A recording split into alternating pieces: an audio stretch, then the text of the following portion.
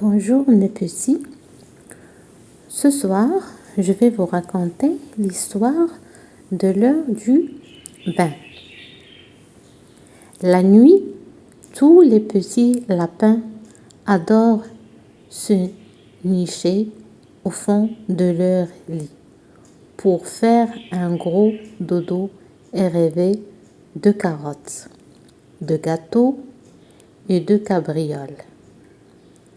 Mais avant de dormir, ils doivent passer par la salle de bain.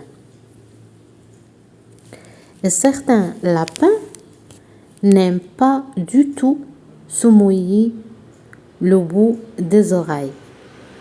C'était le cas du petit Balthazar, qui détestait vraiment se laver. Son papa avait tout essayé pour lui rendre le bain plus agréable. Il lui avait acheté un énorme bateau, une bouteille de bain, mousson, 3 canards jaunes, une roue à eau et un drôle de colorant violet. Ce fut un véritable échec. Le bateau était trop gros, la mousse trop épaisse, les canards pas assez jaunes. Bref, Balthazar faisait rimer le bain avec un cauchemar. Un jour qu'il se promenait avec sa grand-mère, il se mit à pleuvoir. Heureusement, le petit lapin portait ses bottes et grand-mère était équipée d'un parapluie. Mais Balthazar commença à se plaindre. « Je n'aime pas être mouillé, ronchonna-t-il. J'ai de l'eau dans les oreilles, dans les yeux et dans le nez. C'est horrible. » Eh bien, Balthazar, je suis surprise que tu laisses passer toute cette chance, dit grand-mère.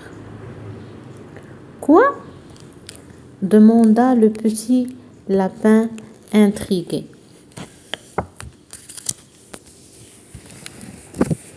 Je croyais que tous les lapins étaient au courant, répondit grand-mère. Tu ne sais donc pas que chaque goutte d'eau qui te touche est un peu de chance qui te suivra toute ta vie. J'essaie toujours de me faire mouiller le plus possible.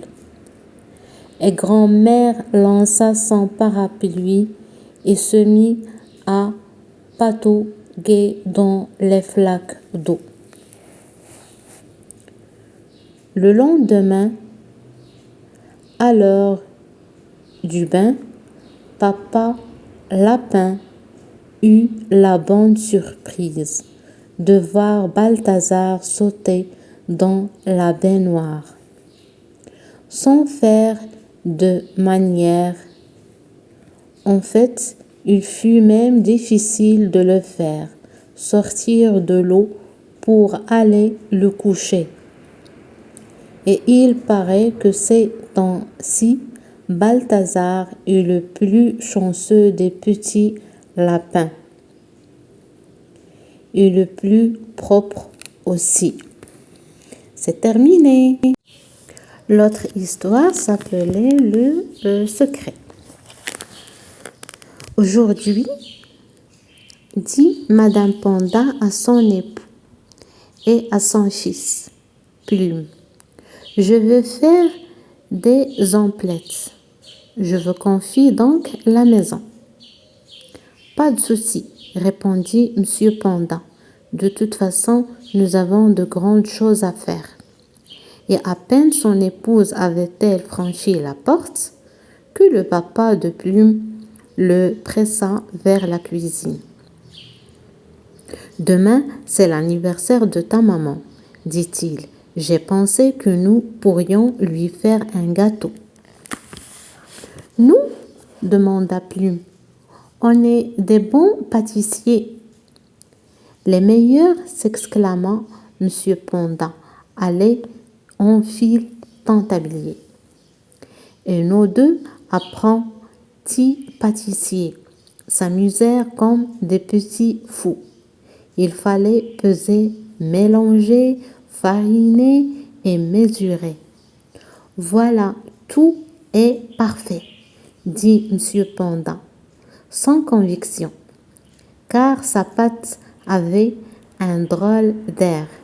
Mais après quelques minutes de cuisson, une délicieuse odeur s'échappa du four.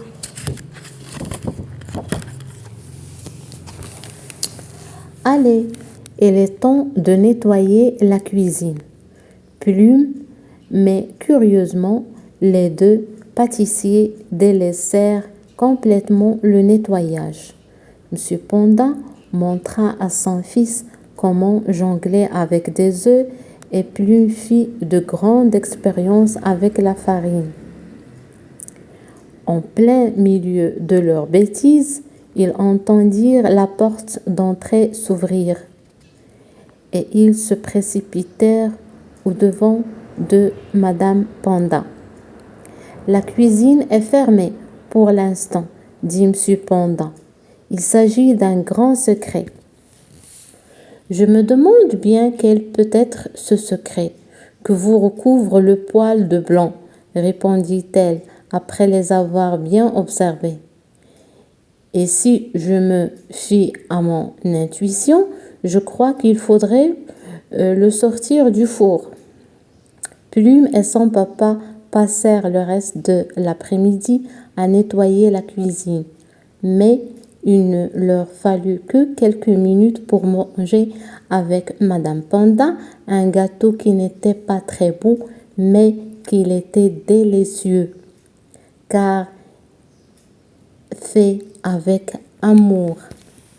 Donc, notre histoire est finie pour l'instant. Alors, je vais vous voir un autre jour. Alors, au revoir, à bientôt, faites de beaux rêves, les petits.